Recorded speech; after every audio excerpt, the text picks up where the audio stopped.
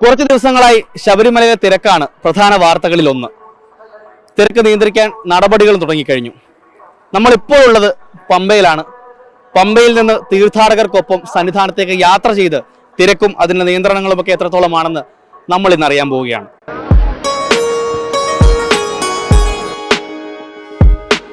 പമ്പയിൽ നിന്ന് കുളിയൊക്കെ കഴിഞ്ഞിട്ട് സ്വാമിമാര് മലകയറ്റത്തിനായിട്ട് ഇങ്ങനെ തയ്യാറായിട്ട് നിൽക്കുകയാണ്. ഒരു കുഞ്ഞു സ്വാമി.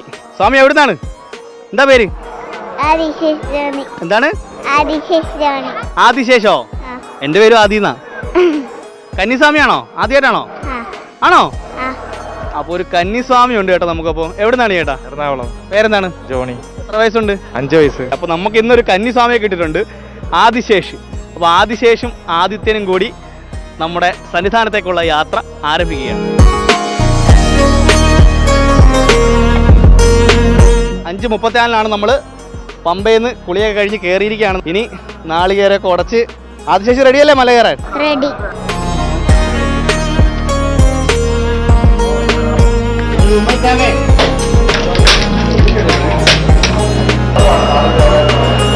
ഇന്ന് ഇതുവരെ 48,500 പേര് ഈ കവാടത്തിലൂടെ കടന്നുപോയി എന്നാണ് നമുക്ക് അറിയാൻ സാധിച്ചത്.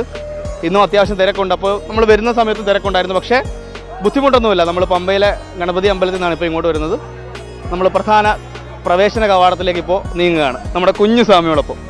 കുഞ്ഞുസ്വാമി സ്ട്രോങ് അല്ലേ?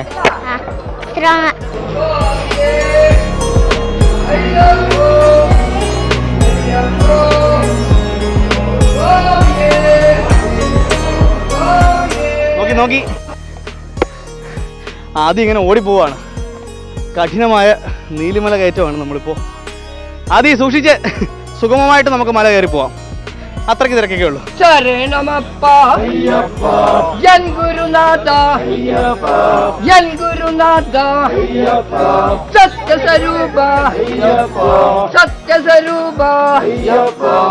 എങ്ങനെയുണ്ട് തിരക്ക്? തിരക്കൊട്ടില്ല. എന്താ പേര് മോന്റെ? കാർത്തിക്. എങ്ങനെയുണ്ട് മല കയറ്റം? ചിന്നസ്വാമി என்ன பேர் என்ன? திருமலை. திருமலை. திருமலை. சபரிமலை எப்படி இருக்கு? நல்லா இருக்குது. மலை ஏறும்போது ஏதாவது பிரச்சனையா? எப்படி இருக்கு மலை ஏறும்போது? நல்லா இருக்கு. நம்ம ஏதாவது பிரச்சனையா? ഒന്നും പ്രശ്നം ഇല്ല.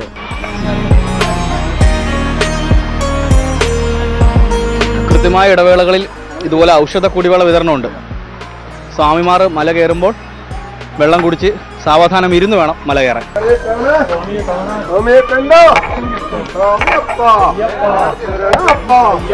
സ്വാമിമാർ എവിടുന്നാണ്? പാലക്കാട് നിന്നാണ്. എങ്ങനെയുണ്ട് തിരക്ക്? നേരത്തെ ഉണ്ടായിരുന്ന തിരക്കൊന്നും ഇപ്പോൾ ഇല്ല. വളരെ സന്തോഷത്തിലാണ്. ഇനി ദർശനം കൂടി കിട്ടിക്കഴിഞ്ഞാൽ ഞങ്ങൾക്ക് തൃപ്തിയായി എന്നാണ് പറയാനുള്ളത്. ഈ ആവറേജ് തിരക്ക് ഞങ്ങൾ എപ്പോഴും കാണുന്നതാണ്. ഇത് ഞങ്ങൾക്ക് ആവശ്യമാണല്ലോ. സ്വാമിയെ സംബന്ധിച്ച് വളരെ അത്യാവശ്യമാണ്. ഈ തിരക്കില്ലെങ്കിൽ പിന്നെ നമുക്ക് എന്താ ശബരിമല. നമ്മൾ കന്നിസ്വാമിക്കൊപ്പമാണ് യാത്ര. കന്നിസ്വാമിക്ക് നിങ്ങൾ ശരണം വിളിച്ചു കൊടുക്കില്ലേ? വിളിച്ചു കൊടുത്താലേ.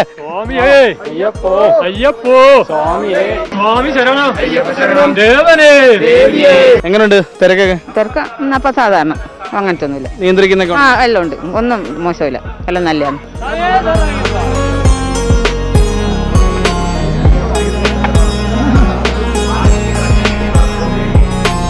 നീലിമല കയറി അപ്പാച്ചിമേട് കയറി നമ്മളിപ്പോൾ ശബരി പീഠം എത്തി നിൽക്കുകയാണ്. ഇവിടെയും വലിയ തിരക്കിൽ ആളുകളൊക്കെ സുഗമമായിട്ടാണ് ഈ വരികളിലൂടെ പാസ് ചെയ്യുന്നത്.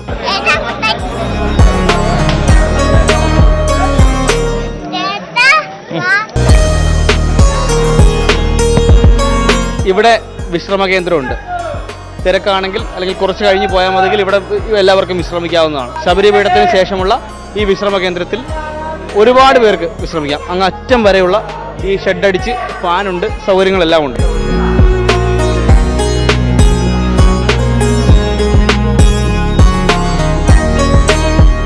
മരക്കൂട്ടം കഴിഞ്ഞു.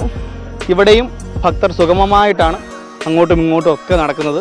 അപ്പോൾ ദർശനം നടത്തി കഴിഞ്ഞു വരുന്നവരാണ് കൂടുതൽ. അതുകൊണ്ട് തന്നെ അവിടേക്ക് പോകുന്ന സന്നിധാനത്തേക്ക് പോകുന്നവർക്ക് വളരെ എളുപ്പമാണ് യാത്ര.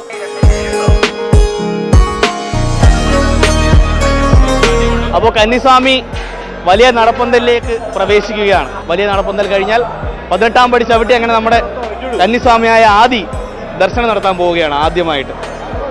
സ്വാമി കഴിഞ്ഞോ?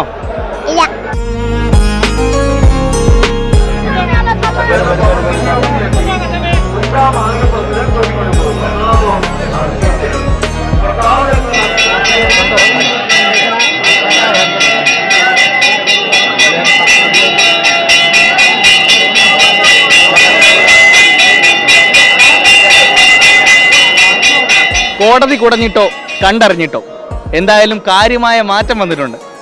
സ്വാമി എങ്ങനെ ഉണ്ടായിരുന്നു? അടിപൊളിയാണ്. ആയിരുന്നോ? ഇതുപോലെ സ്വാമിമാർക്ക്.